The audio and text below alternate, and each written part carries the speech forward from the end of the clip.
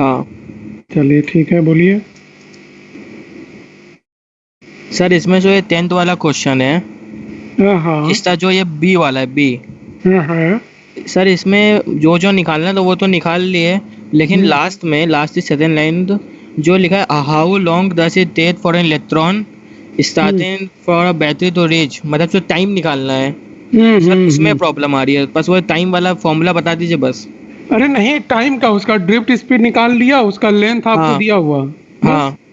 बस length upon speed कर दोगे, टाइम आ जाएगा। अच्छा, ओ हाँ हाँ, ठीक है सर, ठीक है। अरे जो सॉरी सर, सॉरी। हाँ हाँ, चलिए ठीक है। ठीक। Okay okay. सर आज डाउट सेशन है ना सर? सर ये तो बहुत सिंपल था वैसे। हाँ हाँ, अगला चैप्टर स्टार्ट करें कि डाउट तुम लोग करते रहो? कर लिया कि नहीं कुछ?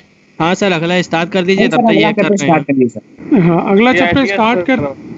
तब तक अगला चैप्टर आराम से पढ़ते रहते हैं, फिर हाँ, ये वाले उसमें ऐसा करना है कि 2 क्वेश्चन, 4 क्वेश्चन, 5 क्वेश्चन उसको लगाते रहो ना, तो धीरे धीरे रिवीजन भी हो जाएगा और हम लोग आगे भी चलते रहेंगे। बोलो ठीक है? ठीक है सर, ठीक है, सही करेंगे। एकदम ठीक है sir.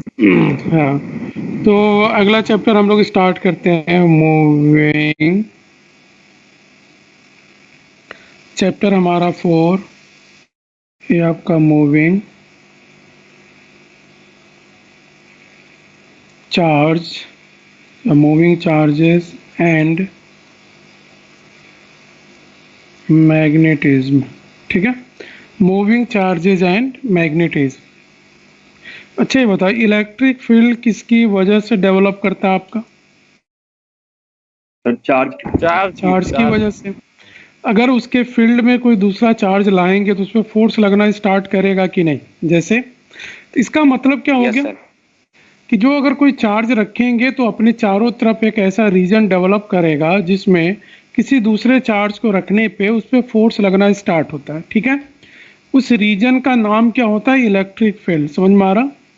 The region around the charge in which other charges experiences the force is known as electric field। ठीक है, अगर कोई चार्ज कहीं पे रखा हुआ तो उसके चारों तरफ ऐसा रीजन जिसमें दूसरा कोई चार्ज लाने पे अगर फोर्स एक्सपीरियंस करेगा, उस रीजन को हम लोग क्या बोलेंगे?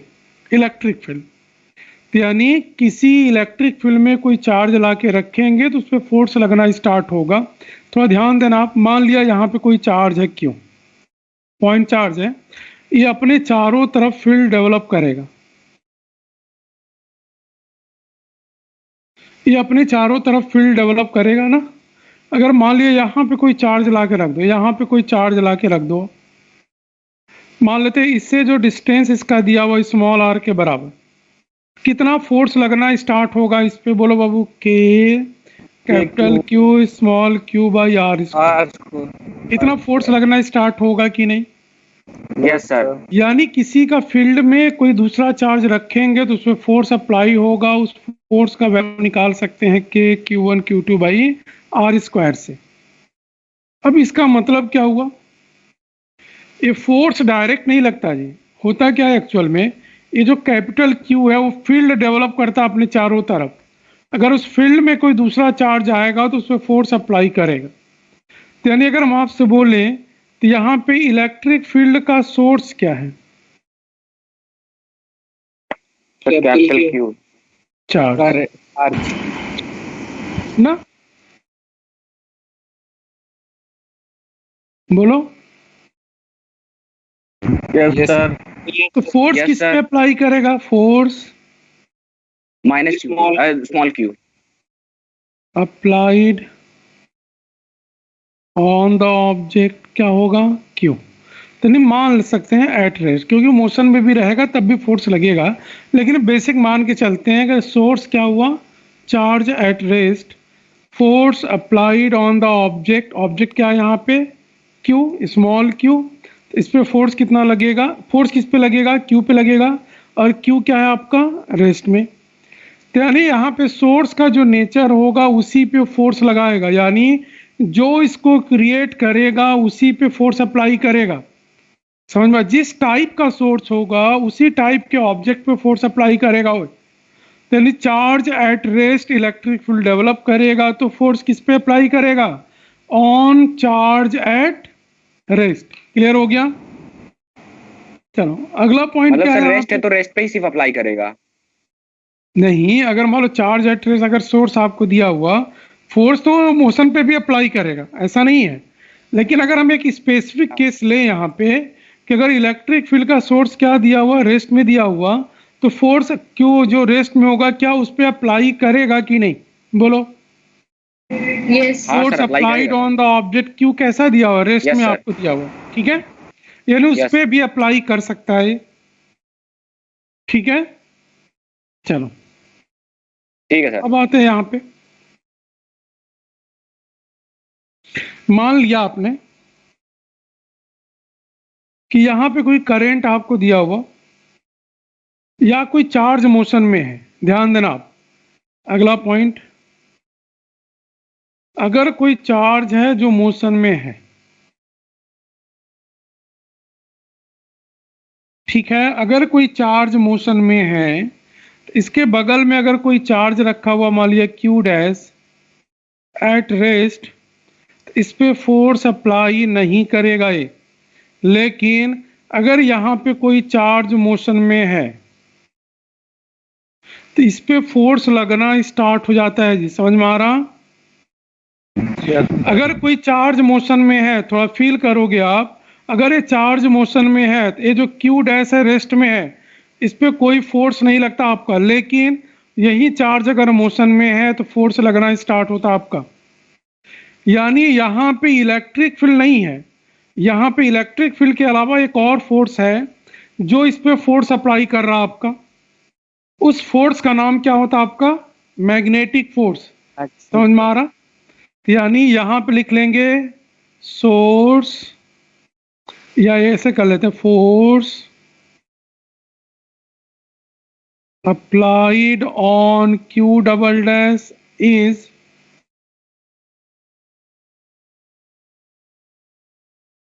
मैग्नेटिक फील्ड या magnetic force sir other than. Sir हाँ बाबू बोलो। सर ये मोशन वाला केस एक बार फिर से बता दीजिए। अभी हम आ रहे हैं, हमारे जो बेसिक पे आ रहे हैं, इसको भी लिख ले, थोड़ा सा क्लियर हो, बस मान लो कि याद कर लेना, अभी बेसिक पे आ रहे हैं। ठीक है सर अगर चार्ज सर। रेस्ट, हाँ बाबू बोलो। सर जैसे आपने बताया सर प्लस क्यू मोशन में है, ठीक है, फिर जो हाँ, क्यू डैश जो रेस्ट पे है उस पे फोर्स नहीं लगेगा? नहीं उस पर फोर्स नहीं लगाएगा, लेकिन क्यू डबल डैश जो होगा उस पर फोर्स लगना स्टार्ट होगा। क्यू की वजह से ना? नहीं, एक दूसरा प्रॉपर्टी आता है, वहीं आ रहा है। तो यानी यहाँ पे फील्ड डेवलप करता है वो अदर देन इलेक्ट्रिक फील्ड। यानी लिख देते हैं, अच्छा, due to motion of charge a field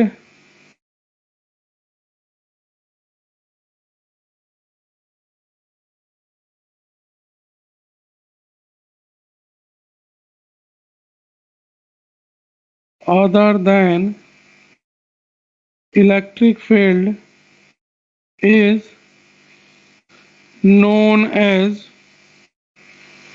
magnetic field. A field is developed other than electric field is known as magnetic field. यानी अगर चार्ज रेस्ट में है, कैसा फील्ड डेवलप कर रहा होगा वो? Electric field. लेकिन वही चार्ज अगर मोशन में है, इलेक्ट्रिक फील्ड करेगा, के अलावा एक दूसरा फोर्स फील्ड डेवलप करेगा, इलेक्ट्रिक फील्ड डेवलप नहीं करेगा। इलेक्ट्रिक फील्ड के जगह एक दूसरा फील्ड डेवलप करेगा जिसका नाम क्या होगा? Magnetic field. ठीक है, तो हमने आपसे बोला सोर्स का नेचर जैसा होगा उस वैसे ही ऑब्जेक्ट पे फोर्स लगाएगा। अब बताओ सोर्स का नेचर क्या हुआ? Motion of charge. तो फोर्स किस पे अप्लाई करेगा? जो मोशन में होगा चार्ज, जो रेस्ट में होगा उसको फोर्स अप्लाई नहीं करेगा। समझ में आ रहा? इसको और अच्छे से क्लियर करते हैं। देखो अब एक हो गया हमारा बेसिक, थोड़ा दिमाग में चल रहा होगा। अब हमारा आ गया यहाँ पे बेसिक। चलो मान लिया कि एक चार्ज है क्यू, एक चार्ज क्यू है। अच्छा ये बता, रेस्ट एंड मोशन अब्सोल्यूट होता है कि रिलेटिव स्टडी होती है, रिलेटिव फिनोमिना होता है? रिलेटिव होता है। रिलेटिव, कोई भी एब्सोल्यूट मोशन नहीं है, कोई भी एब्सोल्यूट रेस्ट में नहीं है। अब चलो, तो यानी कौन डिसाइड करता है कि रेस्ट में है कि मोशन में है? Reference object. रेफरेंस, हाँ, उसको ऑब्जर्वर सर, बोलते हैं। reference क्या point। बोलते हैं हम लोग? ऑब्जर्वर। ठीक है, मान लेते हैं कि चार्ज आपको, हाँ कोई ऑब्जर्वर यहाँ पे है, ये ऑब्जर्वर डिसाइड करेगा अब कि ये चार्ज रेस्ट में है कि मोशन में है। कौन डिसाइड करेगा? ये ऑब्जर्वर डिसाइड करेगा कि चार्ज मोशन में। इस ऑब्जर्वर को दिख रहा है कि ये चार्ज रेस्ट में है, इलेक्ट्रिक फील्ड डेवलप कर रहा होगा कि नहीं? क्या मैग्नेटिक फील्ड इस ऑब्जर्वर को दिखेगा? नहीं दिखेगा सर। नहीं नहीं सर, क्योंकि रेस्ट है सर। अगर ऑब्जर्वर को दिख रहा है कि चार्ज हमारा रेस्ट में है, तो इस ऑब्जर्वर को क्या फील हो रहा होगा कि इसके चारों Electric तरफ कौन फील्ड डेवलप होगा? इलेक्ट्रिक। और मैग्नेटिक फील्ड डेवलप नहीं करेगा। होगा। बाबू फोर्स किस पे अप्लाई करेगा? It will apply force on charge rest the charge at, stationary charge. ठीक है बाबू। चलिए अब चलो यहाँ पे आ जाते हैं कि ये जो ऑब्जर्वर है, अभी इसके रिस्पेक्ट में आ गया मोशन में, कैसे भी है मोशन में दिख रहा है इसको ना। अब बोलो बाबू, मोशन में आ गया तो क्या उसको इलेक्ट्रिक फील्ड दिखेगा? नहीं दिखेगा सर, नहीं दिखेगा सर, मैग्नेटिक। देखो इलेक्ट्रिक फील्ड भी होगा वहां पे, लेकिन इस ऑब्जर्वर को दिखेगा नहीं नहीं। दिखेगा। इलेक्ट्रिक फील्ड भी वहां पे होगा, लेकिन इस ऑब्जर्वर को नहीं दिखेगा। तो यानी क्या? इसको नहीं दिखेगा इलेक्ट्रिक फील्ड, इसको क्या दिखेगा? Magnetic field. इस ऑब्जर्वर को क्या फील होगा कि Magnetic charge field। At rest पे कोई फोर्स लगा रहा होगा क्या? No sir. नहीं सर, नहीं। कोई फोर्स नहीं। नहीं। Force on charge in motion. बोलो बाबू, होगा कि नहीं? No sir. यस। अगर इस ऑब्जर्वर को फील होगा कि चार्ज मोशन में है तो मैग्नेटिक फील्ड उसको दिखेगा, इलेक्ट्रिक फील्ड उसको नहीं दिखेगा। तो जब उसको मैग्नेटिक फील्ड दिखेगा तो किस पे फोर्स अप्लाई करेगा? वो चार्ज मूविंग वाले पे। ठीक है, चलो अब आ जाते हैं हम लोग आगे। ध्यान से देखना आप, अभी तक तो हमने चार्ज को मोशन कराया, ऑब्जर्वर को रेस्ट में रखा हुआ। अब हमने क्या किया यहाँ पे, ध्यान देना आप, कि कोई चार्ज क्यू है, ठीक है। चलो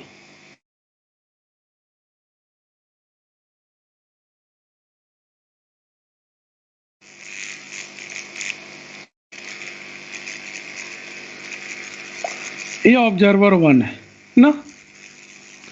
चलो मान लेते हैं कि ऑब्जर्वर इसका चार्ज का वेलोसिटी v ले लिया और उसी डायरेक्शन में ऑब्जर्वर का वेलोसिटी v है। चार्ज का वेलोसिटी v ले लिया और उसी डायरेक्शन में ऑब्जर्वर का वेलोसिटी vb है, लेकिन ऑब्जर्वर टू रेस्ट में है। ध्यान देना आप, वही चार्ज दोनों ऑब्जर्वर देख रहा है कि नहीं? एक ही चार्ज को Yes, दोनों sir। ऑब्जर्वर फील कर रहा है यहाँ पे। बोलो, हाँ, सर। कर रहा है। Yes, sir. ऑब्जर्वर 1 को चार्ज रेस्ट में दिखेगा कि मोशन में? रेस्ट। सर रेस्ट में। रेस्ट पे आराम कर रहा हूँ। ऑब्जर्वर 1 और चार्ज दोनों का वेलोसिटी सेम है, पैरेलल में जाता हुआ दिखेगा। यानी ऑब्जर्वर 1 के रिस्पेक्ट में चार्ज क्यों रेस्ट में होगा? बोलो। सर रिलेटिव वेलोसिटी सेम है। हाँ, charge Q will appear in rest with respect to observer 1, with respect to observer 1। बोलो बाबू, तो ऑब्जर्वर 1 को इलेक्ट्रिक फील्ड दिखेगा कि मैग्नेटिक फील्ड दिखेगा? Electric field. इलेक्ट्रिक फील्ड दिखेगा सर। वही चार्ज है, वही मोशन कर रहा है, सारा कंडीशन सेम है, लेकिन ऑब्जर्वर 2 को क्या दिख रहा है? मोशन में। मैग्नेटिक। तो इलेक्ट्रिक फील्ड इसको दिखेगा कि इसको मैग्नेटिक फील्ड दिखेगा? मैग्नेटिक फील्ड दिखेगा। मैग्नेटिक फील्ड दिखेगा। हो समझ में आ रहा? यस यानी चार्ज दोनों फील्ड क्रिएट करता हो, मैग्नेटिक फील्ड भी क्रिएट करता हो और इलेक्ट्रिक फील्ड भी क्रिएट करता है, लेकिन वो देखने वाले पे डिपेंड करेगा कि किसको दिख रहा है किसको नहीं दिख रहा है। समझ में आ रहा? मतलब दोनों अगर सर आप वो डेवलप करेगा। हाँ, चार्ज हमेशा इलेक्ट्रिक फील्ड मैग्नेटिक फील्ड दोनों डेवलप करता है अपने चारों तरफ। और दिखेगा क्या, वो किस पे डिपेंड करेगा? ऑब्जर्वर पे। ऑब्जर्वर पे। ठीक है, कंफर्म? जी सर। चलिए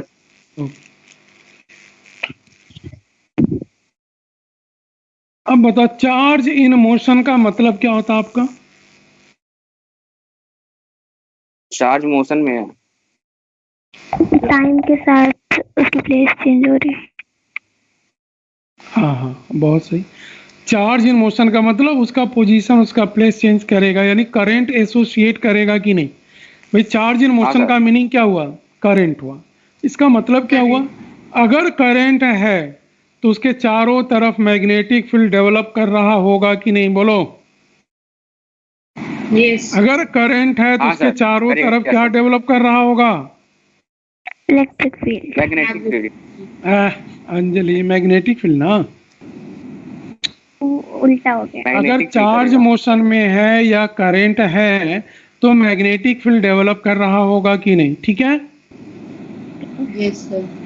चलो धीरे धीरे क्लियर हो जाएगा। अब आगे आते हैं हम लोग। चलो मान लिया कोई करंट कैरिंग कंडक्टर है, मान लिया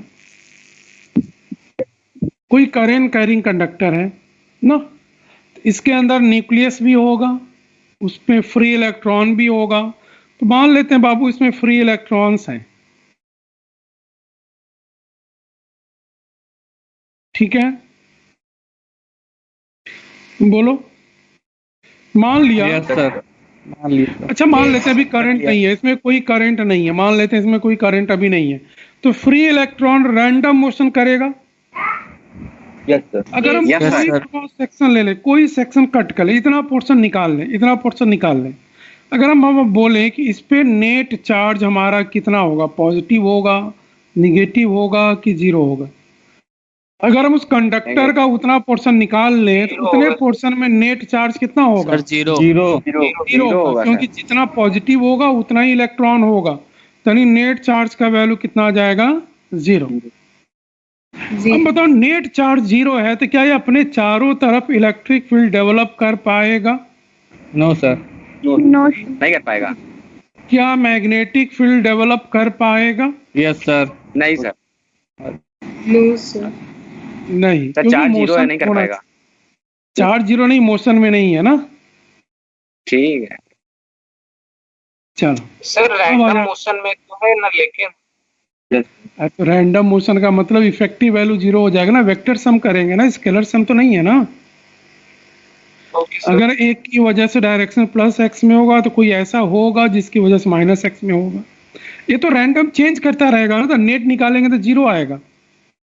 अब चलो ध्यान दो आप, तो मान लेते हैं करंट आपको दिया हुआ नीचे की तरफ आई, तो किसी भी कंडक्टर में करंट किसकी वजह से डेवलप करता है जी? चार्ज की वजह से। चार्ज के मोशन पे। चार्ज नहीं, फ्री इलेक्ट्रॉन्स के मोशन की वजह से। Electronic motion. हाँ सर, चलिए अगर हम वही सेक्शन फिर बना लें,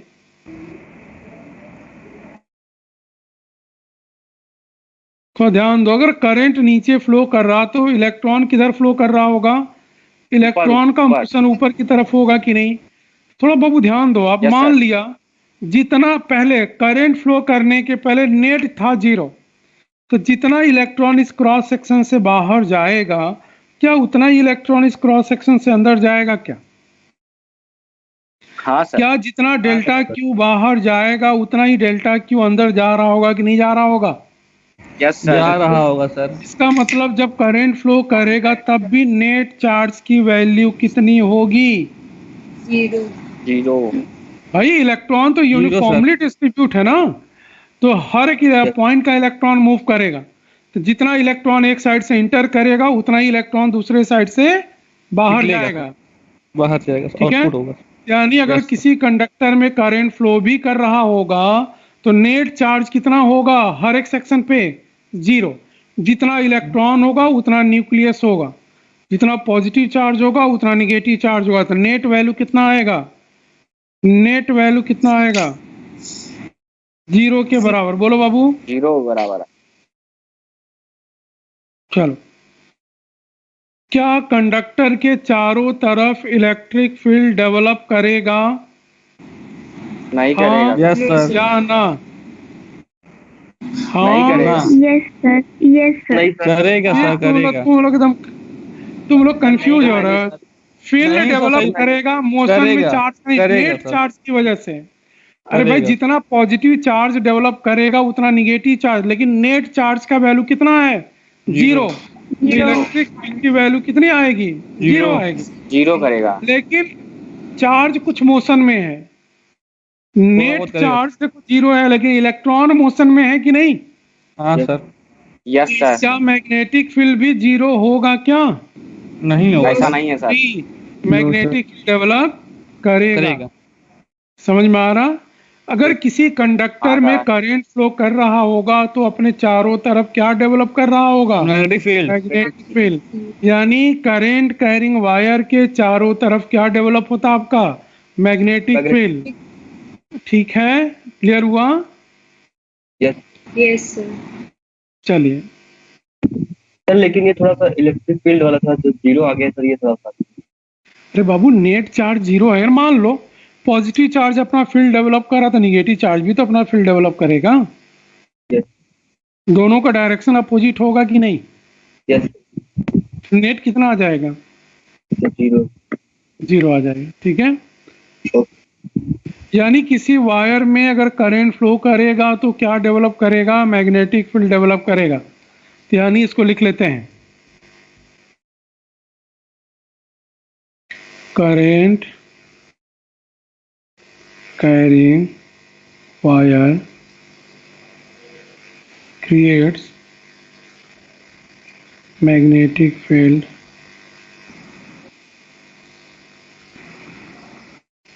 around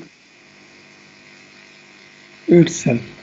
अपने चारों तरफ मैग्नेटिक फील्ड डेवलप करेगा। ठीक है, अंजलि ठीक है, अर्पित, अंकुर, yes yes sir.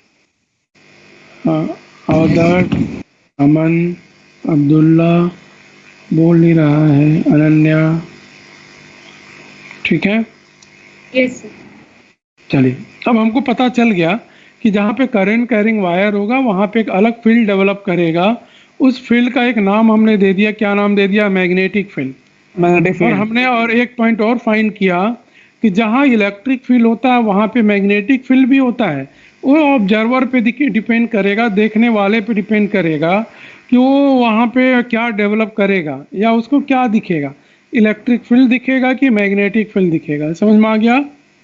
Yes sir. Yes sir. Sir, observer पे डिपेंड करता है। लेकिन कैसे सर? अगर क्या कैसे बोलो?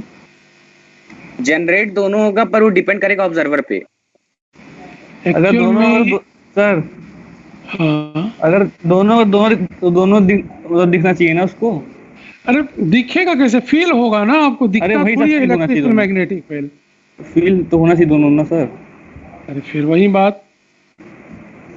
अरे जैसे मान लीजिए सर, आपने एक मैग्नेट ले लिया, लोहा ले लिया, चिपकाएंगे चिपकेगा ही, और अगर मैग्नेटिक फील्ड जनरेट होगा तो। अरे भाई जब चार्ज मोशन में है तो आप फोर्स केवल लगाएगा मोशन ऑफ चार्ज पे। अगर चार्ज मोशन में है तो यानी इसका मतलब ये हो गया, अगर वो रेस्ट में है तो कोई फोर्स नहीं लगा रहा उस पे। इसका मतलब क्या हुआ कि यानी इलेक्ट्रिक फील्ड के अलावा एक दूसरा फील्ड है जो तभी डेवलप करेगा जब वो मोशन में आपको दिखेगा। तब ने यहाँ से आपने रिजल्ट निकाला। अगर कोई चार्ज मोशन में है तो एक दूसरा फील्ड डेवलप करेगा जिसका नाम है मैग्नेटिक फील्ड। बोलो। सर मतलब हाँ, अगर सर। हम रेस्ट में लेकिन हैं, सर हमारे रेस्ट और मोशन से मतलब नहीं है, हमारे रिस्पेक्ट में। अगर वो अगर- मोशन में है अगर सर अगर ऑब्जर्वर सर- रेस्ट में है और मान लीजिए सामने से ट्रेन जा रही है, मतलब कुछ भी है जो मोशन में है, तो उसमें हाँ। मैग्नेटिक फील्ड हो रहा है। वो भी चलो वो भी करा देते हैं। इन्होंने बोला कि ऑब्जर्वर रेस्ट में है, चार्ज मोशन में है, मान लेते हैं कि ये रेस्ट में है, अब हमारा जो क्यू है ये रेस्ट में है, लेकिन ऑब्जर्वर मोशन में है।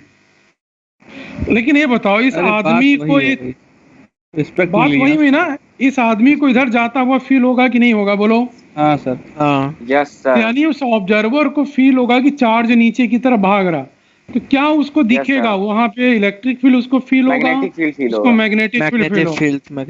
मैग्नेटिक करता क्या MF। चाहता है। हाँ ठीक है, चलिए अब ठीक है, निकालते हैं कि मैग्नेटिक फील्ड का वैल्यू कितना आएगा। ये वाला चैप्टर और आसान है, बहुत टफ नहीं है। यस सर, पढ़ा अगला था एक हेडिंग बार में। लिख लेते हैं, magnetic field due to a current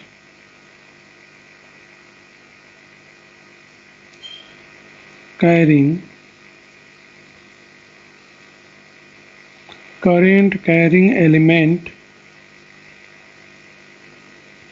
element of a wire, इसी को बोलते हैं बायो सावर्ट लॉ।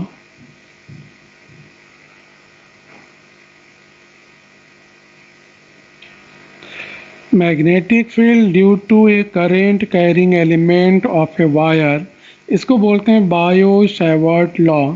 ठीक है, एक जो छोटा सा एलिमेंट लेंगे, बिल्कुल छोटा सा, जीरो के बराबर, उस एलिमेंट की वजह से जो मैग्नेटिक फील्ड का फार्मूला है वो यहाँ से हमको मालूम है। तो इसमें होता क्या है, उस टर्म को डिफाइन कर लेते हैं हम लोग। चलो मान लिया let a finite wire P Q is given. एक फाइनाइट वायर पी क्यू हमने ले लिया, उसमें करंट कोई फ्लो कर रहा आपका। चलो तो मान लिया कोई वायर आपने ले लिया ना, कोई एक्स वाई या पी क्यू वायर आपने ले लिया। मान लेते इसमें करंट फ्लो कर रहा आपका आई, मान लिया आपने। इन्होंने बोला कि नया टर्म डिफाइन किया इन्होंने यहाँ पे, इन्होंने एक नया टर्म डिफाइन किया जिसको बोलते हैं करंट एलिमेंट, आई डी एल। यानी इस वायर का एक छोटा सा लेंथ लेंगे और उस वो एलिमेंट डीएल का डायरेक्शन वही लेंगे जो करंट का डायरेक्शन होगा, तो उसको बोलते हैं करंट एलिमेंट। यानी करंट और लेंथ दोनों को मिला के जो वेक्टर बनेगा, उस वेक्टर का नाम होगा करंट एलिमेंट, और इसका डायरेक्शन वही होगा जो करंट का डायरेक्शन होगा।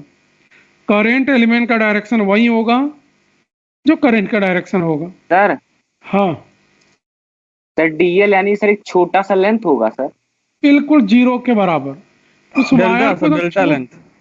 हाँ, डेल्टा एक लार्ज होता है, डीएल एक स्मॉल होता है आपका। ठीक है, वही सर, मतलब उसी की रिस्पेक्ट। कहीं भी कट कर लेते हैं। हमने मान लिया एक यहाँ पे छोटा सा, एक्चुअल में बिल्कुल छोटा सा है, लेकिन हमने आपको दिखाया है बड़ा सा, इंस्टेंटेनियस। ये करंट एलिमेंट हो गया आपका आई डीएल। डीएल का डायरेक्शन वही लेंगे जो करंट का डायरेक्शन होगा। ठीक है, ये जो डीएल लगभग जीरो के बराबर है, आपको दिखाने के लिए केवल इसको हमने बड़ा दिखाया है। तो मान लिया कि यहां से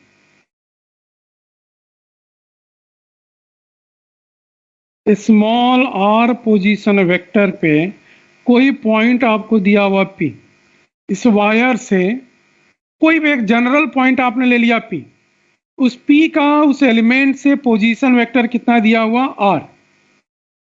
तो बोला कि इन दोनों के बीच में कुछ एंगल भी होगा कि नहीं, बोलो बाबू भाई। करंट एलिमेंट और पोजीशन वेक्टर के बीच का एंगल कितना मान लिया आपने, थीटा के बराबर।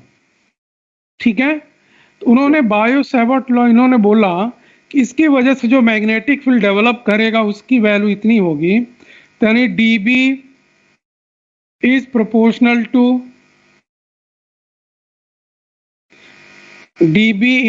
प्रोपोर्शनल टू ये आता आपका I D L current element cross R upon mod of R cube. यहाँ हो जाएगा आपका डी बी इक्वल टू, हो जाएगा proportional to I D L cross R upon R cube. जब प्रोपोर्शनलिटी हटाते हैं तो इसका वैल्यू आता है mu naught by 4 pi I D L cross R upon R cube. और इसका वैल्यू होता है 10⁻⁻7 IDL cross R upon R cube, ये हो जाएगा dV। सर डीवी क्या है सर? अरे magnetic field due to current element, ठीक है, तो लिख लेते हैं। अच्छा सर। ये जो करंट एलिमेंट की वजह से जो मैग्नेटिक फील्ड होगा लिख लेते हैं, the magnetic field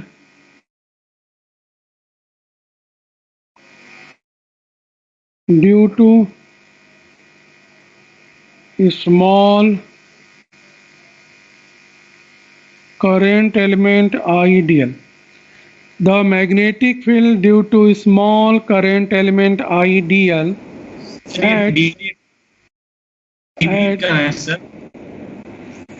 at position vector R। हाँ बाबू बोलो आदर्श। सर डीडी का है सर, ये तो पी है सर। क्या है सर इसमें बी का है सर। डी? ये डीबी यहाँ पे लिखा हुआ है ना। सर डीबी क्या? अरे डीबी है आपका, लिखा तो है the magnetic field due to small current element IDL at position vector R is dB। ठीक है, कितना है? तो यानी उस करंट एलिमेंट की वजह से जो मैग्नेटिक फील्ड है उसको हमने क्या लिखा हुआ, dB। और dB का वैल्यू किसके बराबर होगा, μ0/4 IDL cross R upon R cube के बराबर। बोलो कहाँ डाउट हो रहा है इसमें, बोलो आदर्श। सर लास्ट लाइन में 10⁻⁻7 लिखा है। हो गया सर। हाँ हाँ भाई 10⁻⁻7। ठीक है, ओके सर। चलिए, यानी ये जो प्रोपोर्शनलिटी कांस्टेंट है μ0/4 10⁻⁻7, और जो मैग्नेटिक फील्ड है उसका यूनिट होता है आपका टेस्ला। उसका यूनिट क्या होता है आपका, टेस्ला, SI यूनिट। ठीक है, टेस्ला सर। और इसको हाँ गॉस भी यूज करते हैं, लेकिन इसको CGS यूनिट बोलते हैं हम लोग। मैग्नेटिक फील्ड का यहाँ पे यूनिट क्या होगा, टेस्ला, SI यूनिट होगा, गॉस CGS यूनिट होगा आपका। ठीक है, यानी हमारा μ0/4 ये होगा 10⁻⁻7, इसका यूनिट आता टेस्ला मीटर पर एम्पियर। μ0/4 हो जाएगा टेस्ला मीटर पर एम्पियर। यहाँ ऊपर वाले फार्मूला से निकाल लेंगे, ऊपर वाले फार्मूला से आ जाएगा, तो हो जाएगा टेस्ला मीटर पर एम्पियर के बराबर। यानी μ0 का वैल्यू हो जाएगा हमारा 4 × 10⁻⁻7 टेस्ला मीटर पर एम्पियर के बराबर। इसको बोलते हैं हम लोग परमिएबिलिटी ऑफ फ्री स्पेस या वैक्यूम। μ0 है परमिएबिलिटी ऑफ फ्री स्पेस या वैक्यूम, और इसका वैल्यू कितना हो जाएगा, 4 × 10⁻⁻7 के बराबर। ठीक है,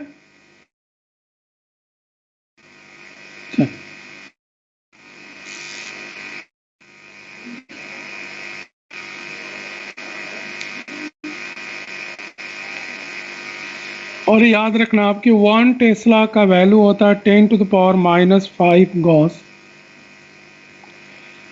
इसका मतलब यहाँ हो जाएगा μ0/4 का वैल्यू हो जाएगा 10⁻⁻7 टेस्ला मीटर पर एम्पियर।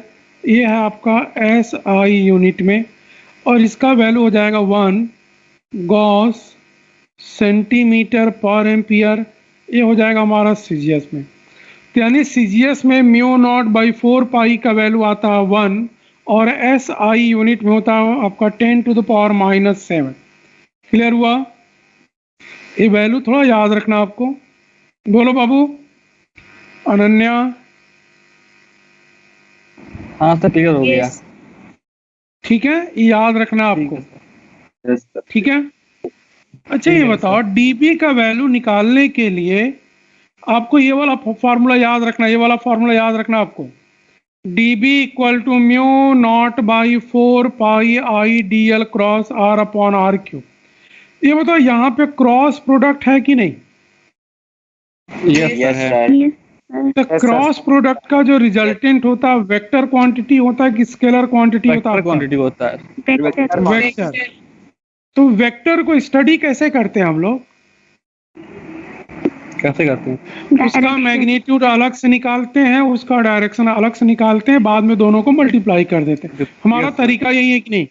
उसका मैग्नीट्यूड यही। अलग से निकालेंगे, उसका डायरेक्शन अलग से निकालेंगे, फिर बाद में दोनों को कंबाइन कर देंगे। चलो, अब इसका मैग्नीट्यूड कितना होगा बाबू? तो लिख लो आप, the magnitude dB of magnetic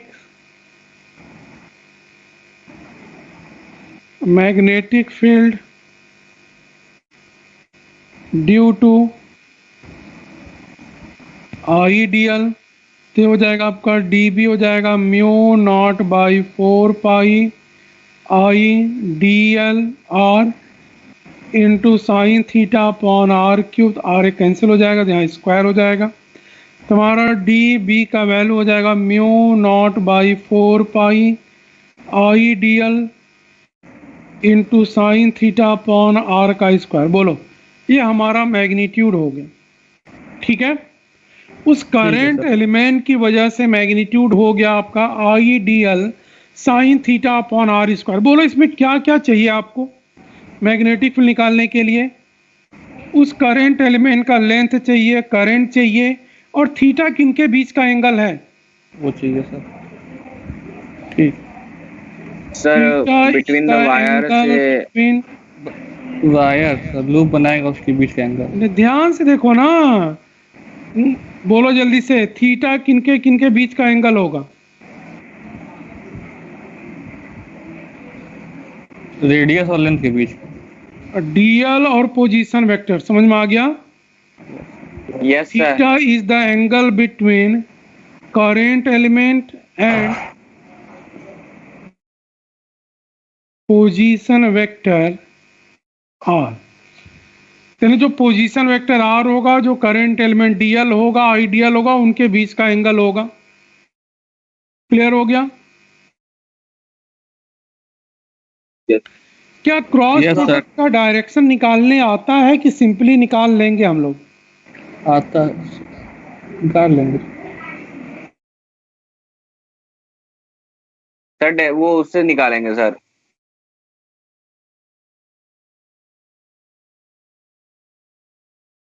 बोलो।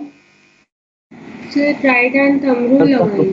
हाँ, राइट हैंड थंब रूल से लिखो। अब ये तो मैग्नीट्यूड हो गया, थोड़ा ऊपर करें बस सर। ये हो गया हमारा। डिटरमिनेंट से भी निकलता है सर। ठीक है सर हाँ, एक डिटरमिनेंट वाला भी सर होता है सर, उससे भी निकल जाता है। चलो ठीक है। तो theta is the angle between current element and position vector R. चलो तब यहाँ पे लिख लो,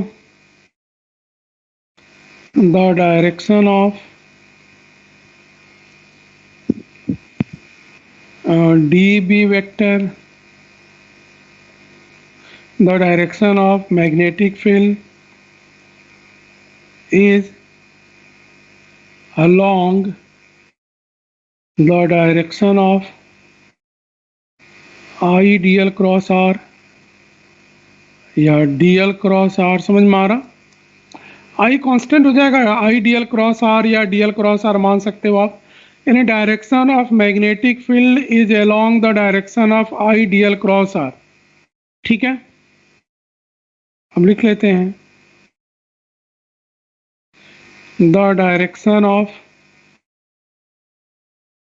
cross product is given by right hand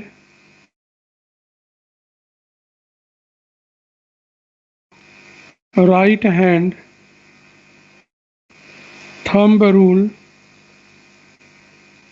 ठीक है, यानी जो क्रॉस प्रोडक्ट का डायरेक्शन है उसको निकालते हैं राइट हैंड थंब रूल से।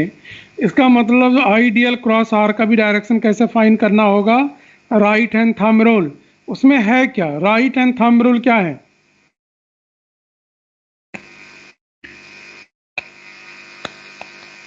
हमारा राइट हैंड थंब रूल क्या है?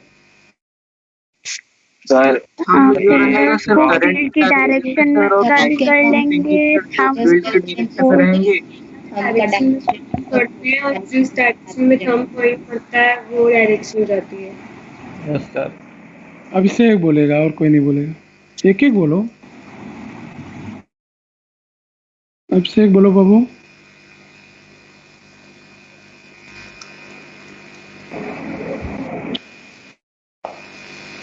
चलो अनन्या। मैं बोलूँ सर? हाँ सुधांशु बोलेगा। तो जैसे थम्स अप पे सर नहीं बना होता सर थंब वाला, अरे वो छोड़ो यार, वहाँ मत पहुंचो पढ़ाई अरे वैसे ही बता रहा हूँ। डायरेक्शन ऑफ करंट में जो थंब नहीं होता उसको ले लेंगे, फिर ऐसे घुमाएंगे तो मैग्नेटिक फील्ड वाला मिल जाता है। ये कहाँ सर वही सही तो कह रहा हूँ। ये नहीं होता है यार। बताइए सर, आप बताइए। आदर्श आदर्श बोलेगा, आदर्श बोलेगा। सर जिस ऑर्डर में क्रॉस प्रोडक्ट हो रहा है उस ऑर्डर में फिंगर को कर्ल करेंगे और जिस डायरेक्शन में थंब रहेगा वो डायरेक्शन। वेरी गुड, सही बता रहा है, सही होता है। हमेशा एक्सटेंडेड फिंगर्स को रखेंगे किधर, जो ऑर्डर बोला है। हम पहले वाले वेक्टर को हमेशा फर्स्ट मानेंगे। जैसे क्या लिख देते हैं इसमें,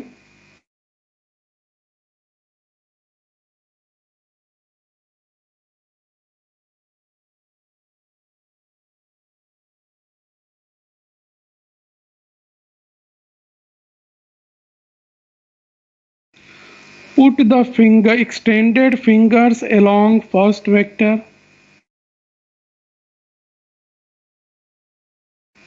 curl them towards the second vector, then the extended thumb gives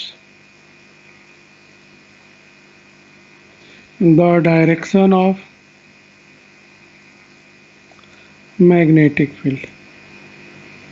समझ में आ गया?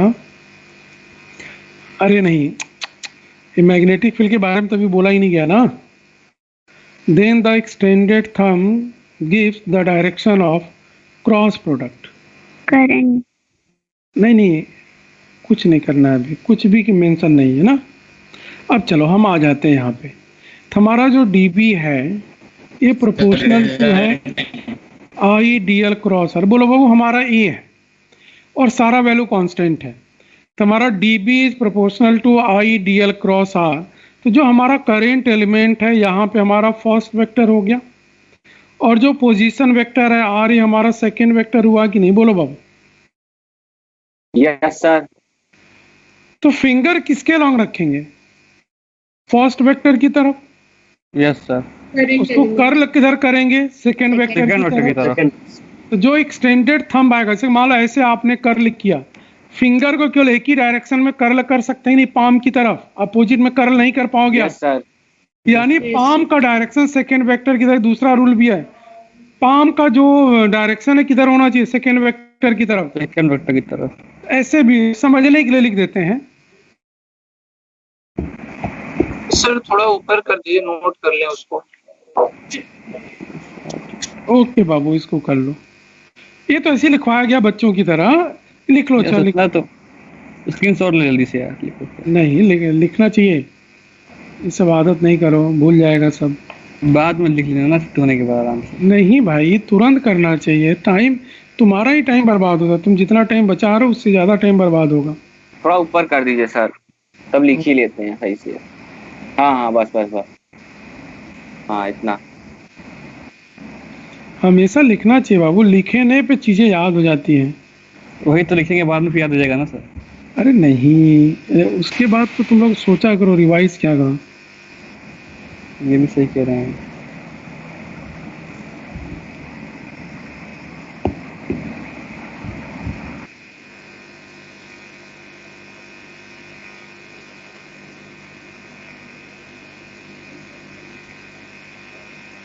सर थोड़ा नीचे करिए। ओके सर थोड़ा ऊपर सर, मेरा नहीं हुआ सर, बाकी थोड़ा सा। चलो ठीक है। हाँ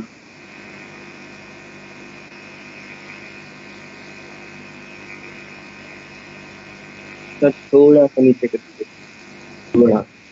हाँ ऑन ऑफ हो गया, कोई बात नहीं, इसको लिख सर। लो। सर हम्म, एक चीज नहीं, जैसे सर आप लिखे that the direction of DB is along the direction of I DL into R vector, फिर ब्रैकेट में डीएल इनटू आर वेक्टर, समझा नहीं सर? अरे भाई करंट एक कांस्टेंट है ना, तो ये हमारा वेक्टर ये हो गया डीएल वेक्टर आर वेक्टर। अगर मान लो दिमाग से उतर गया तो डीएल वेक्टर और आर वेक्टर के बीच का जो एंगल होगा वही आई डीएल क्रॉस आर का भी होगा, दोनों सेम है। चलो इसको हटा देते हैं, कंफ्यूजन। अच्छा नहीं ठीक है सर, सही है सही। ये समझाने के सही लिए समझ रहे थे सर। चलिए करंट कांस्टेंट था ना, ठीक। चलिए ठीक है।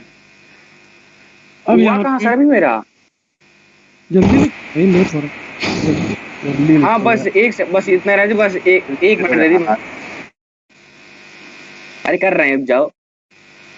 सर ये राइट हैंड वाला पॉइंट नहीं समझ में आया, थंब रूल वाला। The direction of cross product is given by right hand thumb rule. इसके नीचे। अच्छा जो रूल है, हाँ चलो अभी तो करा रहे, अभी प्रैक्टिस करा रहे हैं। इन्होंने बोला कि एक्सटेंडेड फिंगर ऐसे कर लो, बिल्कुल खड़ा कर लो ना। इसको किधर रखना है आपको? जो पहला वेक्टर होगा, जैसे कि जब क्रॉस प्रोडक्ट करते हैं तो इसमें दो वेक्टर होता है ना, एक फर्स्ट वेक्टर होगा एक सेकेंड वेक्टर होगा। बोलो। थोड़ा सा ऊपर कर दीजिए सर बस। तो जो पहला वाला होगा उसको फर्स्ट वेक्टर बोलेंगे, जो दूसरा वाला वेक्टर होगा उसको सेकेंड वेक्टर बोलेंगे, ठीक है। कोई भी डायरेक्शन आपको दिया रहे, तो जो एक्सटेंडेड फिंगर होगा बिल्कुल खड़ा होगा, उसको किधर रखेंगे? फर्स्ट वेक्टर की तरफ। फर्स्ट वेक्टर की तरफ। अब उसको कर्ल करेंगे किधर? जिधर सेकेंड वेक्टर होगा उधर हम कर्ल करेंगे, या जिस डायरेक्शन में हमारा पाम होगा। देखना कहीं पे रूल उसमें दिया हुआ, पाम वाले के टर्म में भी रूल आपको दिया हुआ। पाम का डायरेक्शन किधर होना चाहिए? सेकेंड वेक्टर की तरफ। ऐसे ये भी आसान हो जाएगा। तब भी एक्सटेंडेड थंब किसका डायरेक्शन हमको देगा? डीबी का। जो रिजल्टेंट है क्रॉस प्रोडक्ट का देगा। क्रॉस प्रोडक्ट यहाँ क्या है? DB. I DL cross R का वैल्यू किसके प्रोपोर्शनल है? डीबी के। डीबी यानी जो direction I DL cross R का होगा वही डायरेक्शन किसका होगा? डीबी का। चलिए अब देखो, राइट हैंड थंब रूल से तो मैग्नेटिक फील्ड का डायरेक्शन पता चलता है ना। हाँ तो वही तो निकाल रहे हैं हम। नहीं, उसमें सिर्फ करंट और मैग्नेटिक फील्ड दो ही टर्म रहता है, इसमें थर्ड टर्म कौन सा है? कहाँ थर्ड टर्म है? नहीं तुम कंफ्यूज हो गई। अब इसको भूल जाओ, पहले हम बता रहे हैं, इसको भूल जाओ। हम इसके बारे में बात ही नहीं कर रहे हैं, हम क्रॉस प्रोडक्ट के बारे में बात कर रहे हैं। जैसे मान लिया आपको दो वेक्टर ए और बी दिया हुआ ना, जैसे ये हो गया आपका C equal to A cross B. ये पहला वेक्टर हो गया, ये दूसरा वेक्टर हो गया कि नहीं बाबू? बोलो। तो बोला है कि put the extended fingers along first vector.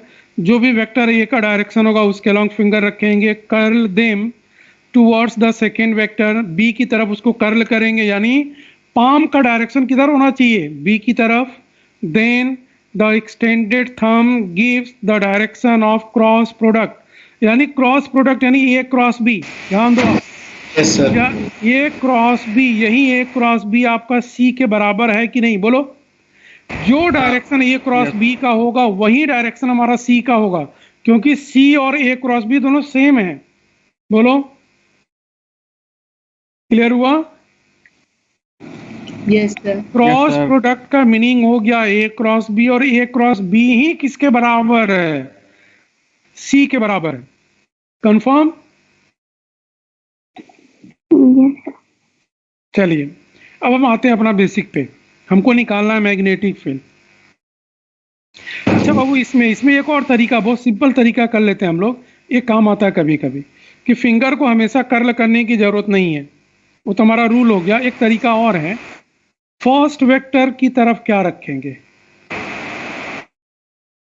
बोलो, फर्स्ट वेक्टर की तरफ क्या करेंगे? Fingers, finger palm, extended Finger fingers रखेंगे। रखेंगे फर्स्ट वेक्टर की तरफ, और second vector, palm yes, second और thumb कहाँ वेक्टर रखेंगे? के अलॉन्ग रख देंगे पाम।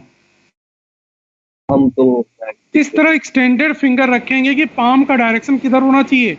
सेकेंड वेक्टर की तरफ Second होना vector। चाहिए। तो एक्सटेंडेड थंब हमको क्या देगा? थर्ड वेक्टर का डायरेक्शन देगा, यानी क्रॉस प्रोडक्ट या थर्ड वेक्टर सी, इसका डायरेक्शन कौन देगा? Extended thumb. बोलो बाबू, ये भी बहुत आसान होता है कभी कभी, ठीक है? ये दोनों याद कर लेना। कभी कर्ल करना हो सकता है आसान हो, कभी पाम को रखना आसान हो, अपना दोनों देख लेना, ठीक है?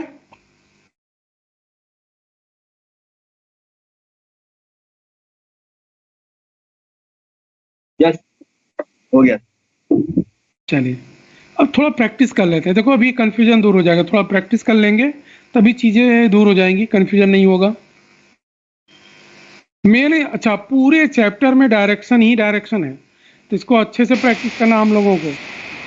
चलो अब मान लेते हैं हम लोग क्वेश्चन ही कर लेते हैं।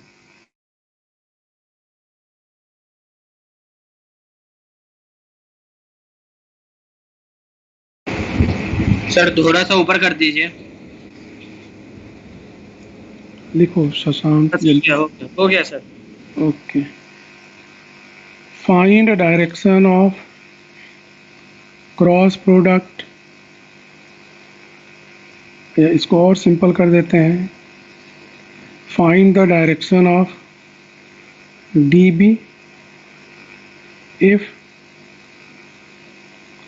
direction of ideal and position vector are given।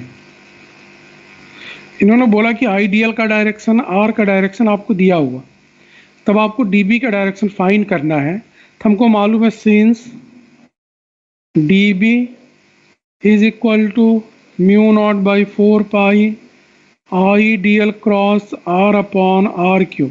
तो जो I D L cross R का डायरेक्शन होगा वही डीबी का डायरेक्शन होगा। तो यानी हमको I D L cross R का डायरेक्शन निकालना है with the help of right hand thumb rule, ठीक है? फिर वही डायरेक्शन बी का होगा। तो टेबल बना लेते हैं हम लोग।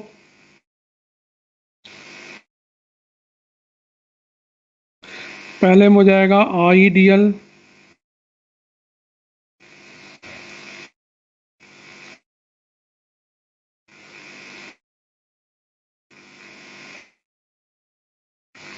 डायरेक्शन ऑफ आर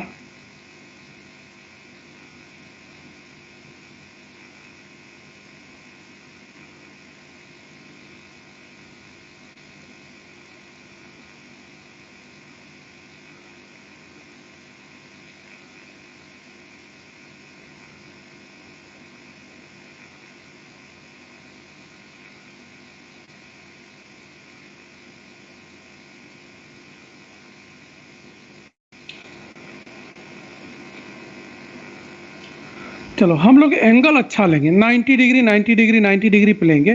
चलो मेंशन कर देते हैं यहाँ पे,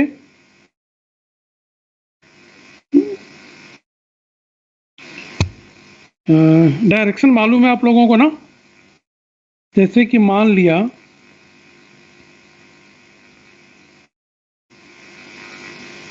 ठीक है, ये हमारा ईस्ट मान लेते हैं, इसको वेस्ट मान लेते हैं। बोलो बाबू हमारा नॉर्थ क्या होगा?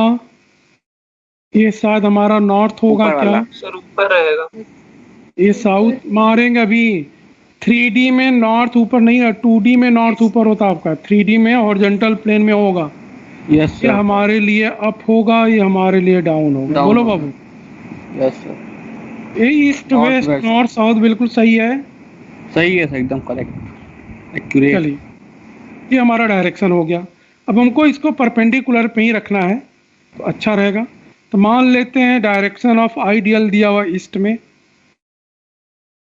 और इसका डायरेक्शन आपको दिया हुआ मान लेते हैं अप। पहले लिख लेते हैं, ढेर सारा लिख लेते हैं इसमें। हमने मान लिया दिया हुआ यहाँ पे अप, ये दे दिया आपका यहाँ पे साउथ, और यहाँ पे दे दिया मान लिया डाउन, और ये आपको दे दिया north, west, down, north, east, south,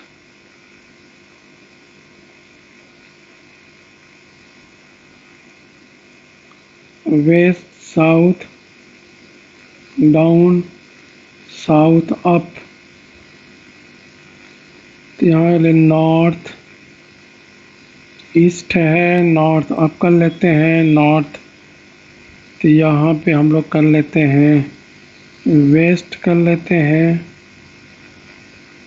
और यहाँ पे ईस्ट का हम लोग कर लेते हैं यहाँ पे नॉर्थ,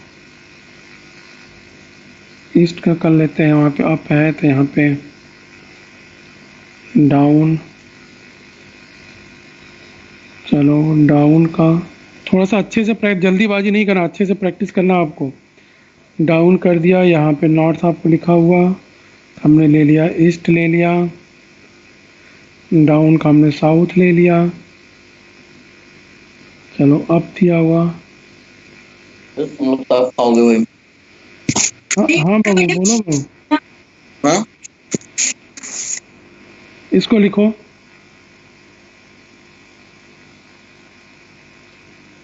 थोड़ा सा ऊपर कर दीजिए सर। एक सेकंड बस, एक सेकंड रुक जाओ, एक सेकंड थोड़ा सा छोटा कर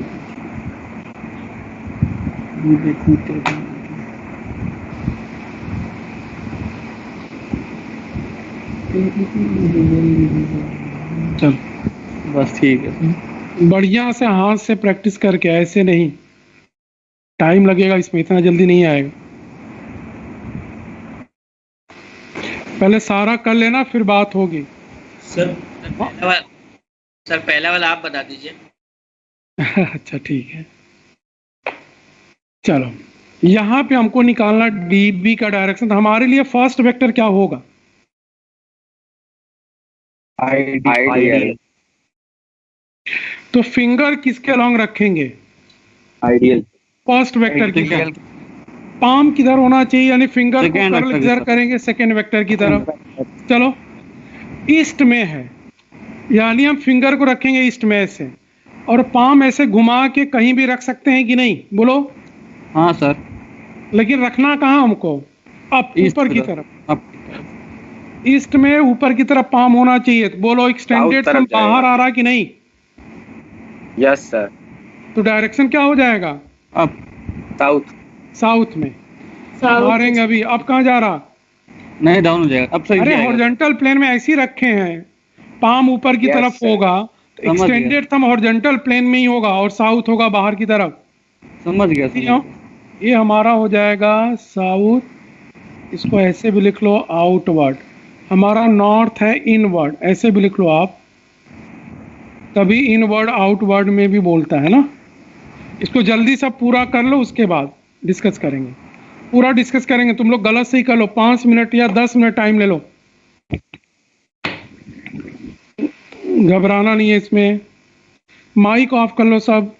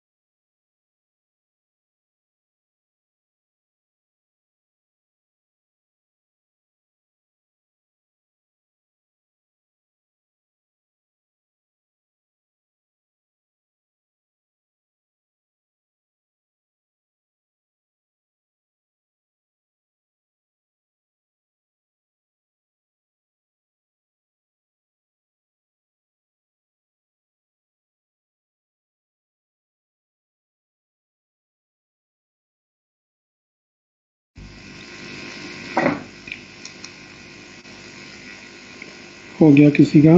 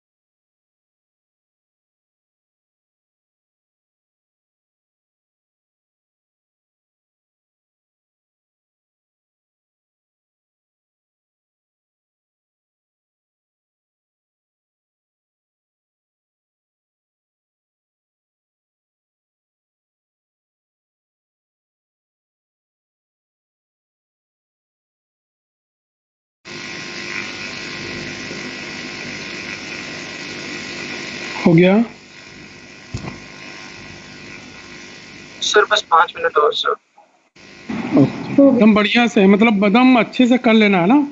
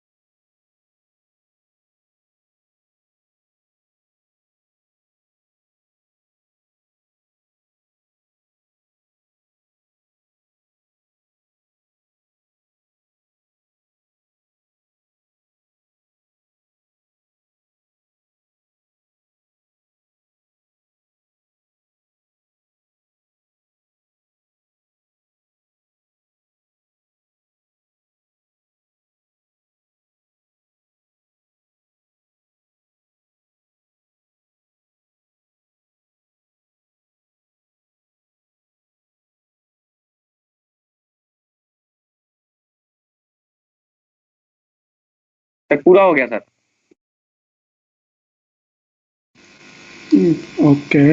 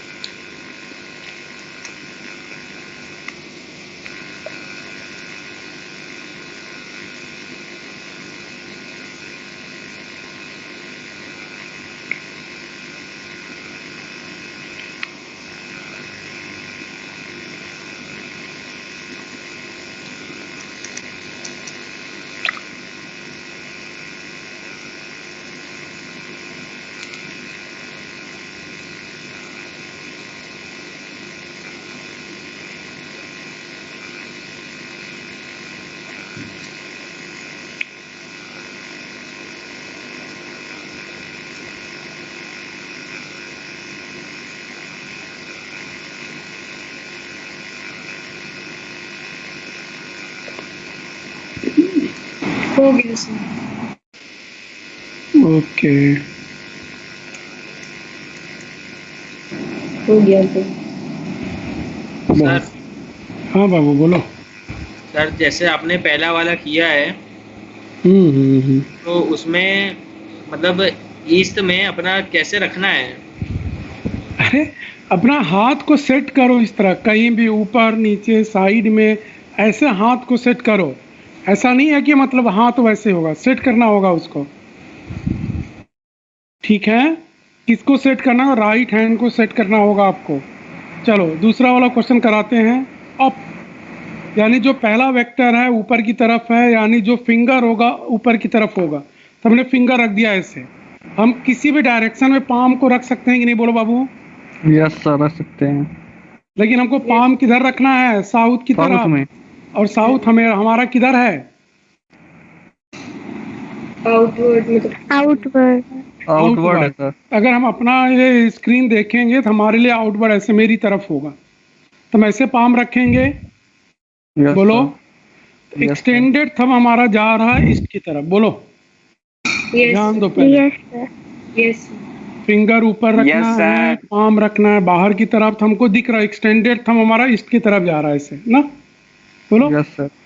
यस सर। चलिए शशांक। हाँ सर सुन रहा हूँ। हाँ चलो ये हमारा हो गया ईस्ट। चलो अब क्या रखना है? डाउन। यानी हम ऐसे नीचे, ऐसे किसी भी डायरेक्शन में उसको जैसे आपको फ्री हो बिल्कुल ऐसे नीचे करके रखो। हर एक कंडीशन में बिल्कुल घुमा नहीं सकते आप। तो हमने क्या किया, नीचे रख दिया ऐसे। इसको चारों तरफ घुमा के रख सकते हैं हम लोग, लेकिन पाम का डायरेक्शन किधर होना चाहिए? नॉर्थ। नॉर्थ में। नॉर्थ हमारा इनवर्ड है, अंदर की तरफ। यानी ऐसे कुछ घूम के ऐसे रख लो। एक्सटेंडेड थंब हमारा किधर जा रहा? नॉर्थ की तरफ। एक्सटेंडेड थंब किधर जा रहा हमारा? ईस्ट की तरफ। ईस्ट की तरफ जा रहा ना। अगर ऐसे नहीं तो नीचे रखो, बिल्कुल हाथ नीचे सीधा रखो, फिंगर नीचे जमीन की तरफ, हाँ पाम सर अंदर समझ की गए। तरफ। और एक्सटेंडेड थंब हमारा किधर जाएगा? ईस्ट की तरफ। हो ईस्ट गया? की तरफ। Yes sir. यस चलिए ये भी आ जाएगा हमारा ईस्ट की तरफ। अरे जैसे हाथ आपका फ्री हो बिल्कुल वैसे कर लो उसको। नेक्स्ट आपको फिंगर रखना है वेस्ट में। वेस्ट हमारा ऐसे है, हम इसको किसी भी तरह घुमा सकते हैं पाम को, लेकिन पाम हमारा किधर होना चाहिए? डाउन। डाउन डाउन नीचे की तरफ। एक्सटेंडेड थंब किधर जा रहा? आउटवर्ड हो रहा है कि नहीं? बोलो। साउथ साउथ साउथ हमारा क्या है? साउथ है। South outward. हाँ आउटवर्ड साउथ माना गया है ना। Yes sir. चलो नॉर्थ। नॉर्थ हमारा इनवर्ड है, अंदर रख दिया हमने फिंगर को। अब इसको घुमा सकते हैं किसी, ऊपर भी नीचे भी साइड में भी रख सकते हैं इसको। ठीक है, लेकिन बोला है किधर रखना है आपको? ईस्ट में। ईस्ट में रखना है ईस्ट हम अपने ईस्ट में रखेंगे, हमारा ऐसे आएगा। ये नीचे जा रहा है कि नहीं जा रहा? एक्सटेंडेड डाउन जा रहा। ठीक है, फिंगर रखेंगे नॉर्थ में यानी अंदर की तरफ, पाम हमारा ईस्ट की तरफ होगा, तो एक्सटेंडेड थंब हमारा नीचे जाएगा, यानी ये हमारा हो जाएगा डाउन। चलो नेक्स्ट, साउथ एंड वेस्ट। तो यानी फिंगर साउथ में यानी बाहर की तरफ। और थोड़ा ध्यान रखो आप, पाम का डायरेक्शन क्या होना चाहिए? वेस्ट में ऐसे। एक्सटेंडेड थंब हमारा नीचे जा रहा। देखो फिंगर हमारा बाहर की तरफ, पाम हमारा हो जाएगा किधर? अंदर की वेस्ट में। एक्सटेंडेड थंब हमारा किधर जा रहा है? डाउनवर्ड। नीचे। ये हो जाएगा हमारा डाउन। ठीक है, नेक्स्ट साउथ और डाउन, ये तो आसान है। फिंगर बाहर रखो, पाम नीचे रखो, एक्सटेंडेड थंब हमारा किधर जाएगा? डाउन। East sir, east. ठीक है, ईस्ट। हाँ ठीक है। चलिए नेक्स्ट, फिंगर रखना है साउथ में बाहर की तरफ, और पाम आपका ऊपर की तरफ। West. चलो किधर चला जाएगा? वेस्ट तरफ। वेस्ट। चलो next, again east. North and up. अच्छा हाँ, ये नॉर्थ अंदर की तरफ, ये अप दिया हुआ किधर चला जाएगा? ईस्ट में। बहुत सही। अब है नॉर्थ और वेस्ट, तो ये अंदर की तरफ पाम रहेगा, वेस्ट की तरफ तो ये चला जाएगा ऊपर। ये भी आएगा। ईस्ट में ऐसे फिंगर रखेंगे, पाम रखेंगे अंदर की तरफ, ये भी जा रहा ऊपर की तरफ, ये भी हो ऊपर जा जाएगा, रहा है सर, आ आपको। जाएगा। चलो नेक्स्ट, ईस्ट में लेकिन डाउन, ईस्ट में लेकिन ये डाउन, इनवर्ड, नॉर्थ, इनवर्ड हो जाएगा नॉर्थ। Inward north. चलिए डाउन यानी इसको रख दिया नीचे। अब इसको घुमा के चारों तरफ रख सकते हैं, लेकिन हमको रखना है ईस्ट की तरफ, ऐसे हो जाएगा। एक्सटेंडेड थंब हमारा बाहर की तरफ जा रहा है ना, तो बाहर वाला डायरेक्शन क्या है हमारा, साउथ। चलो नेक्स्ट, साउथ। डाउन रखेंगे, पाम हो रखेंगे जाएगा। साउथ की तरफ, तो हमारा एक्सटेंडेड थंब किधर जाएगा, वेस्ट की तरफ। वेस्ट। ठीक है, चलो अगला, अब फिंगर को ऊपर रखेंगे साउथ जाएगा। और उसको वेस्ट में रोक देना है, तो जाएगा आउटवर्ड। साउथ। आउटवर्ड हमारा क्या होगा, साउथ। साउथ। साउथ। चलो next, up and north. West. Up रखेंगे नॉर्थ अंदर की तरफ, ये हमारा चला West. जाएगा वेस्ट में। थोड़ा बहुत क्लियर हो गया बाबू? पूरा क्लियर। चलिए अब इसको हर एक क्वेश्चन में प्रैक्टिस करेंगे तो चीजें आ जाएंगी। Yes. चलो तुम लोगों का UT1 या UT2 कुछ हुआ है ना? Yes sir, YouTube. तो दोनों सर कल वो है सर, कल वो 3 घंटे वाला पेपर है, टर्म सर, कल का टर्म से। सर एक बार फिर समझा दीजिए सर, समझ में नहीं आ रही है हमें। कौन सा? चलो आगे आते क्वेश्चन में समझते हैं। एक क्वेश्चन बोलो, कौन सा तुमको सबसे टफ लगा? कोई नहीं सर, आसान था सर। शशांक बोलो। नॉर्थ और अप वाला बताइए। नॉर्थ और अप, चलो ठीक है। नॉर्थ हमारा किधर है, देखो जल्दी से पेपर में, नोट्स में। हाँ सर, तो नॉर्थ की तरफ क्या रखना है मतलब? अरे नॉर्थ हमारा पहला वेक्टर हुआ, तो फिंगर रखोगे ना। हाँ हाँ, फिंगर रख लिए। अरे भाई, ये जो पहला वेक्टर है उसके अलॉन्ग फिंगर रखना है, ये जो दूसरा वेक्टर है उसके अलॉन्ग कर्ल करना है या तो पाम रखना है। तो बोलो, नॉर्थ हमारा अंदर की तरफ हमने अंदर रख दिया ना। हाँ अब पाम हम चाहे चारों डायरेक्शन में हाथ को घुमा सकते हैं कि नहीं, बोलो। हाँ सर, घुमा सकते हैं। लेकिन हमको पाम उसी डायरेक्शन में रखना है जो हमको दिया हुआ। किधर रखना है हमको, ऊपर की तरफ। अप। ऐसे रखेंगे तो रखो दाहिने हाथ को, तो एक्सटेंडेड थंब तुम्हारा किधर भाग रहा, ईस्ट। ईस्ट की तरफ। ठीक है, ठीक है सर, ठीक। जो पहला आपको वेक्टर दिया हुआ फिंगर रखना है, जो दूसरा वेक्टर दिया हुआ उधर फिंगर को कर्ल करना है या पाम रखना है। समझ में आ गया बाबू? हाँ सर। वेरी गुड, चलो चलते हैं आगे। अब क्वेश्चन भी करते हैं, उसमें भी आएगा, टेंशन नहीं लेना आपको। चलो, अगर मान लो मैग्नीट्यूड निकालना करंट एलिमेंट की वजह से, तो मैग्नीट्यूड का formula μ0/4πIdl sin theta upon r square के बराबर ना। ये हमारा मैग्नीट्यूड निकालने का फार्मूला हो गया, और थीटा है करंट एलिमेंट और पोजीशन वेक्टर के बीच का एंगल, और डायरेक्शन हम लोग राइट हैंड से निकाल लेंगे। तो क्वेश्चन करते हैं अगला, find magnitude and direction of magnetic field due to a small current element IDL, ठीक है, at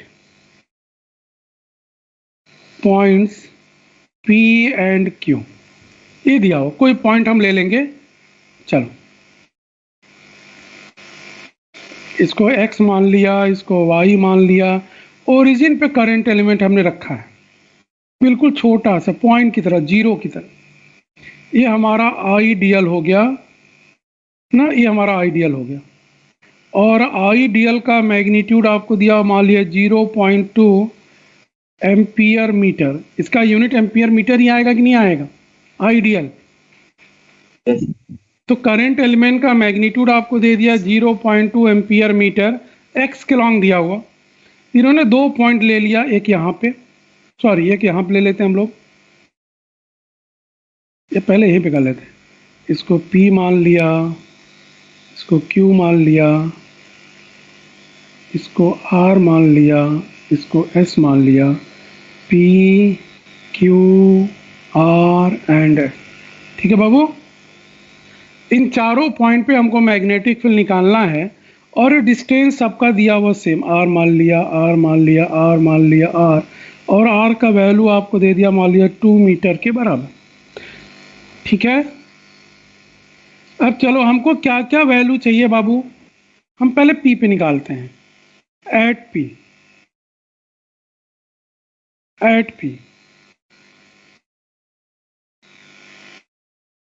P बोलो बाबू।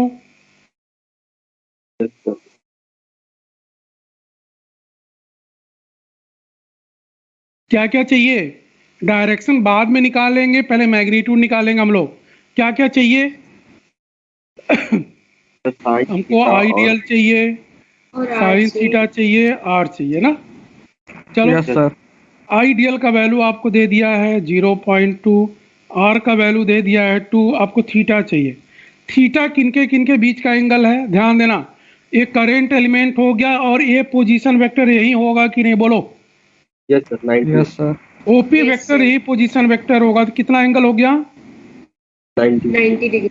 90 डिग्री। थीटा का वैल्यू 90 डिग्री, तो साइन 90 डिग्री का वैल्यू 0 सर, 1 होता नहीं, 1 होता है।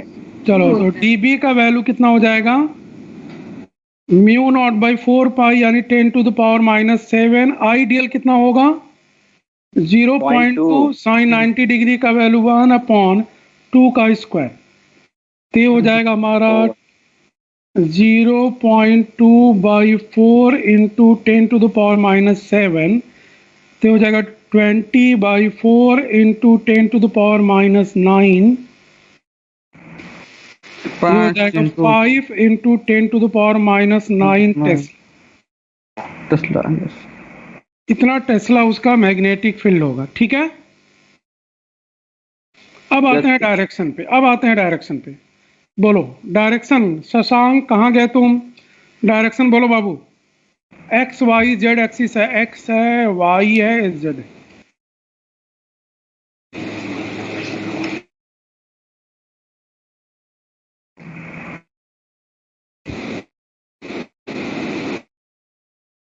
बोलो बोलो बोलो। फिर आउटवर्ड आ रहा है।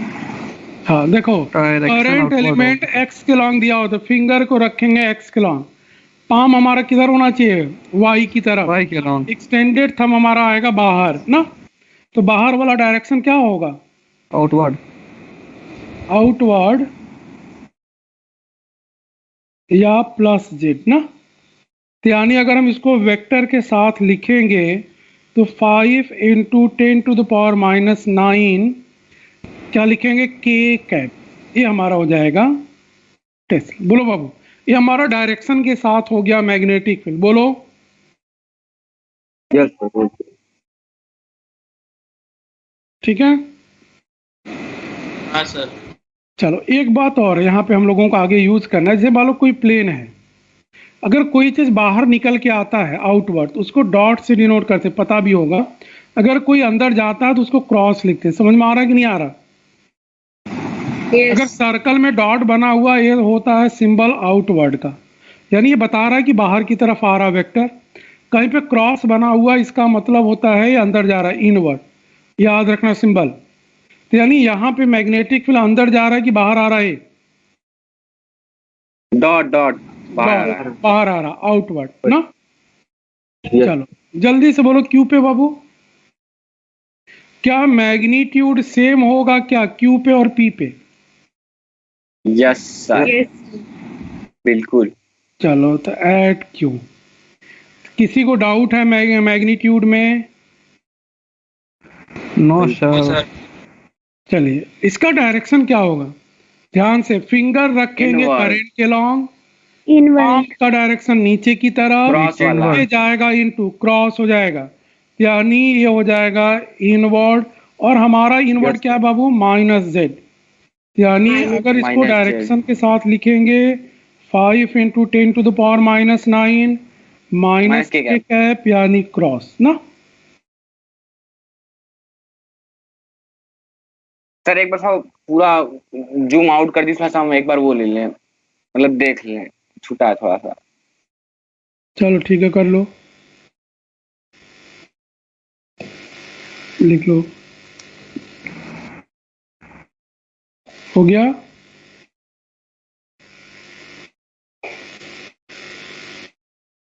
थोड़ा सा नीचे कर दीजिए।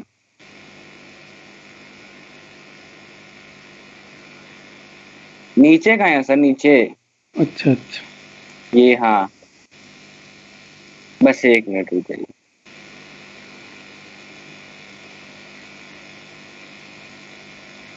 हो गया।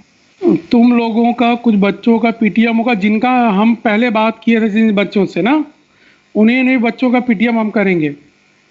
जिनका 40% से कम आया होगा उनका, नहीं तो बच्चे सारे बच्चों से बातचीत होगी हमारी, ठीक है। चलो यस सर। अब निकालते हैं एट आर। अच्छा, जिस दिन बोला जाए पीटीएम के लिए प्लीज उसी दिन आ जाएगा, बहुत टाइम बर्बाद होता है हमारा। एक्चुअली उसी दिन आ जाओगे तो सब 2 मिनट बात करना होता है बस, तो आधे घंटे टाइम में कभी। फर्स्ट तो सर ने बताया नहीं अभी, वो रिजल्ट तो हमने देखा नहीं, लेकिन कुछ आया है कि जो 40% से कम है उनका करना है, तो हम देख के बता देंगे, ठीक है। सर हाँ बोलो अर्पित। सर कल मॉर्निंग में क्लास लगा सकते हैं? कल क्या है, कल वेडनेसडे है ना? वेडनेसडे है सर। सर बुधवार है। कल तो ऑफ मिलता है यार, कल तो थोड़ा रहने दो। हमारे पहले बोलना तो यार जिस दिन क्लास रहा करे उस दिन, क्योंकि प्लानिंग आदमी छुट्टी में बना लेता है थोड़ा सा, वही ना? तो सर हम समझ रहे हैं सर। थर्सडे या फ्राइडे को मॉर्निंग में रख देंगे, ठीक है। हाँ सर, सही बात है सर, एक दिन तो ऑफ रहना चाहिए सर। चलो तो वेकेशन में जानने को मिले। चलो एट आर पे बोलो बाबू जल्दी से। आर पे कितना होगा, क्या पी के बराबर होगा? 0 रहेगा सर जीरो हो जाएगा सर। जीरो रहेगा। Sin क्यों जीरो theta- रहेगा? क्योंकि पोजीशन थीटा की वैल्यू वेक्टर, 0 है।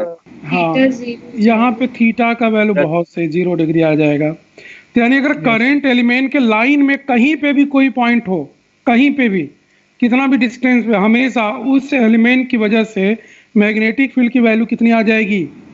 0। एट एस पे कितना होगा बाबू? 0 सर। सर उसमें भी 0 हो जाएगा। 0। इसमें थीटा कितना आ जाएगा? 0 हो जाएगा सर। 180। साइन 180 0 हो जाता है। यानी थीटा 180 डिग्री, तो यानी Equal to zero। डीबी का वैल्यू आ जाएगा 0, ठीक है। जी सर। चलो एक और जल्दी से लास्ट कर लें। करंट एलिमेंट है आईडीएल, और इसका वैल्यू दिया मान लिया 0.4 एम्पियर मीटर, कुछ भी ले लिया, और एक पॉइंट दे दिया यहाँ पे, पोजीशन वेक्टर आर है, ये मान लेते हैं 2 मीटर, ये पॉइंट पी है, और एंगल बना रहा है ये मान लिया 120 डिग्री। बोलो बाबू यहाँ पे मैग्नेटिक फील्ड का वैल्यू और उसका डायरेक्शन क्या होगा, जल्दी बोलो पी पे।